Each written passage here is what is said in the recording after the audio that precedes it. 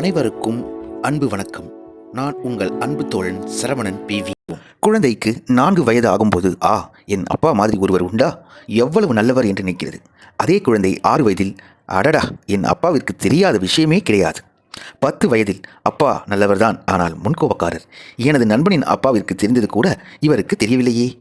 12 வயதில் நான் சிறுவனாக இருந்தபோது என் அப்பா என்னிடம் நல்லபடிதான் நடந்து கொண்டார். ஆனால் இப்போது 16 வயதில் அப்பா சுத்த கர்நாடக பேர்வழி. இக்காலத்துக்கு தக்கபடி தன்னை மாற்றிக்கொள்ள வேண்டாமா? அவருக்கு ஒன்றுமே தெரியவில்லையே.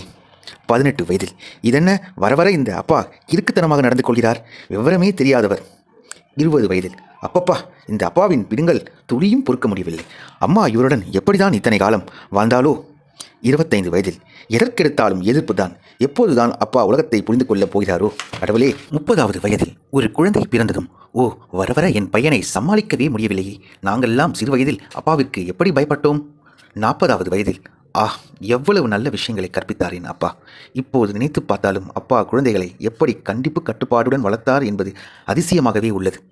45வது வயதில் என்னையும் சேர்த்து எங்கள் குடும்பத்தில் நாங்கள் 4 பேர் அப்பா எப்படித்தான் எங்களை வளர்த்து ஆளாக்கி முன்னுக்கு கொண்டு வந்தாரோ என வியப்பாக உள்ளது.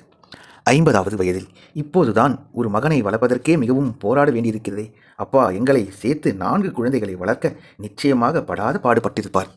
55வது வயதில் அப்பாவிற்கு தான் எவ்வளவு முன் யோசனை, எங்கள் முன்னேற்றத்திற்காக எவ்வளவு முயற்சியுடன் தகுந்த ஏற்பாடுகளை செய்தார். இந்த வயதிலும் அவர் எவ்வளவு கட்டுப்பாட்டுடன் திறமையாக தன் காரியங்களை செய்து வருகிறார். அவர் ஒரு தன்னிகரற்றவர் என்பதில் சந்தேகமில்லை.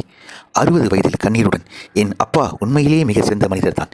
இளைஞர்களே, யுவதிகளே, தந்தை சொல் மிக்க மந்திரமில்லை என்ற ஔவையாரின் வாக்கை நினைவில் கொண்டு தந்தை தாயிடம் அன்புடனும் மரியாதையுடனும் நடந்து கொள்ளுங்கள்.